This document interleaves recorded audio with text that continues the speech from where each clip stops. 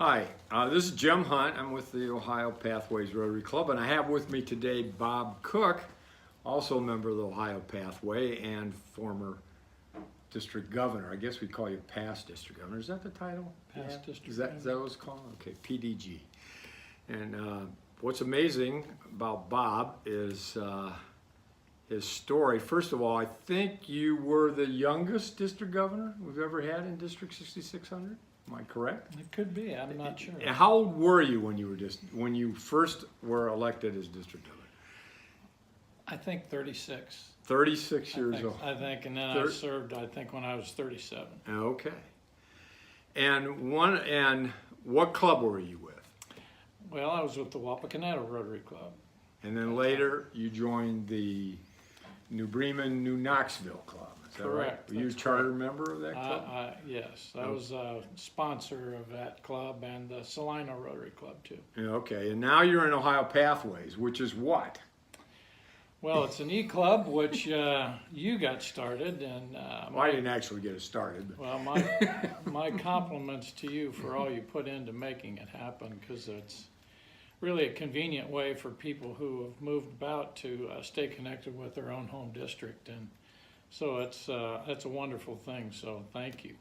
And so we're both now residents of Florida, but we belong to a Rotary Club that's based out of Rotary District 6600. Today, I wanted to talk to Bob about MESA. That is one of our signature programs. It's out of Rotary District 600. MESA stands for Medical Equipment and Supplies Abroad, right? Yes. And my understanding is that you were instrumental in starting the whole thing with MESA. So what year was that? Well, the first discussions began in 1981, and then actually 1981-82 Rotary year was when it got started, and then it spilled over into the succeeding year with Governor Gary Romp, who took the story of MESA with him to the International Assembly and shared it with a number of his classmates there, and that produced an inquiry from Latin America, from Central America. They were interested in obtaining the equipment that we had indicated we were collecting and making available for shipment overseas. So thanks to Gary talking about it with Governor in El Salvador, whose name was Rolando Duarte, he took the message along with him to talk with Rotary clubs in Central America. I think there were 9 countries in his district at that time. And he shared his story, and that produced a visit by 2 Rotarians from the Quetzaltenango Rotary Club in Guatemala, who came up to make a personal solicitation for equipment.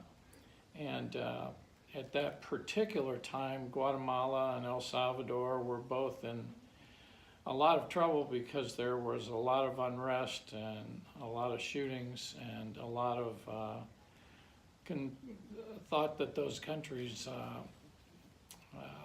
might be locked in a long time struggle. And so it was important for them, in their opinion, to try and do more as Rotarians for the people of their country. And part of that was finding a way to improve the health care. So they came up, asked for the equipment, and our first shipments of equipment went to the Quetzaltenango Rotary Club. And they've been wonderful, faithful partners, and did what they said they would do. And that in turn helped us be able to do more projects, because if we had failed with the initial ones, subsequent projects would have been difficult to have happen. So last year I was in Quetzaltenango, and I thanked them for their faithfulness, because that then has in turn given an opportunity for MESA to serve a lot of other people in a lot of other countries around the world. Well, last year I was with you in Guatemala when we went to the Rotary meeting, and you said you saw somebody there that you had not seen in what, 30 years that was involved with the program from the beginning? Who was that and what? Well, there were a number of Rotarians, one of whom was Dr. Richard Reinbold, who originally was from Ohio but was serving as a medical missionary in Guatemala at that time, and then he brought another Rotarian with him, whose name's, I'll get it in just a second. That's okay. Yeah. So do you remember what you shipped on that first shipment? Well, there were a lot of different things. There were medical exam tables, there was X-ray machines, there were IV equipment, there were bedside tables, there were beds, there was a substantial amount of equipment that went along with it. And these were all gifts from... These were all gifts from different organizations in Ohio, hospitals, clinics, doctors who might be closing down their practice, that sort of thing. And you approached them and told them you had this idea. What was their reaction when you told them, we're looking for some good used equipment? Well, going around and talking to the clubs in District 6600, there was a feeling at that time that all money raised in the community ought to stay in the community, and I didn't feel that way. I felt that Rotary, if it really was an international organization, it needed to express itself internationally as well as domestically. And so I ran into people who would say, well, you know, we've got a hospital in our town. I think they've got some used medical equipment. If you want that, we'll see if we can get it for you. But there wasn't a wholesale buy-in right at the start. But once it got started and people could see how things that were being thrown away in the U.S. could save lives in another country, and that story began to grow, then the interest of Rotarians in the district began to pick up as well. And then was followed by visits down there where Rotarians from District 6600 went down to Guatemala and El Salvador, really saw what the needs were and the disparity between the way in which the wealthy were medically treated as opposed to those who were at the lower end of the spectrum, and then to see what our equipment might do that would improve the lives of those who were at the lower end of the economic ladder. Things began to increase in support, because there are a lot of generous people in District 6600, people who are really concerned about other people, and they're compassionate, and they just needed to know that whatever was donated was going to go for the right purpose. And as soon as they were assured that that was happening, MESA got more and more life and gathered more and more momentum. From the very beginning, you always made sure it was Rotary to Rotary. Correct. Did you ever have any problems of clubs receiving shipments or making sure it got to where you wanted to get? Well, there are always little problems that show up, and we learn by those problems. One of the problems that we had in Guatemala, one of our groups went down there to look at the equipment that had been previously donated, and they found that a certain amount of it was taken out of service, and it was stored in the back room. And the reason was that they didn't have the knowledge of how to repair things. They didn't have any spare parts. In some cases, we didn't ship manuals with different forms of equipment. So gradually we learned the importance of making sure that all equipment is shipped in first-class shape. All equipment has, wherever possible, any kind of repair parts that might break on a piece of equipment and instruction manuals. So gradually we learned, then we learned that many times people did not have people in their hospitals who were able to repair equipment even if those spare parts were there. So we thought about, well, what if we send a team of medical technologists there to train people on how to improve medical equipment or repair it, only to learn that when they got this new information and this new ability, they could make more money in a radio shop down the street. And so while it certainly helped those who were the beneficiaries of that knowledge, it didn't necessarily help the hospital. But so each one of these kinds of hurdles provides a new opportunity to learn new ways that we can improve what we do and to do it more effectively. So you can look at problems as being obstacles to making things happen, but you can also look at them as being opportunities that you can overcome and make your project even more effective. And fortunately, by that time, the belief in MESA had grown to the point where people were tolerant of those kinds of mistakes and those kinds of problems and willing to work their way through them. We've sent most of our shipments to Latin America, the Central America countries, the 7 Central America countries, but we've also sent some shipments to other countries. I remember when I was district governor, we sent a shipment to Romania. Your wife, Linda, had gone to an orphanage there on a discovery grant, and we looked and saw their needs. Do you remember what we shipped there to the orphanage? I don't remember all that was shipped there, but I remember the circumstances that there were a lot of really desperate children who were had never experienced love, had never experienced anything other than being in a crib, and it was really a very touching and very difficult thing to witness for Linda. And so I know when she came back and was willing to share the circumstances that she was observing, the district was very kind to step forward and provide equipment that would help make their suffering reduced. I remember one of the things was we looked at the school there, and it was a situation that they'd been communism for so long, and they had taken all the Russian books out of the schools, and right when the Russians had previously taken over, they had taken out all the English books, anything to have to do with that. So they were in desperate needs of textbooks.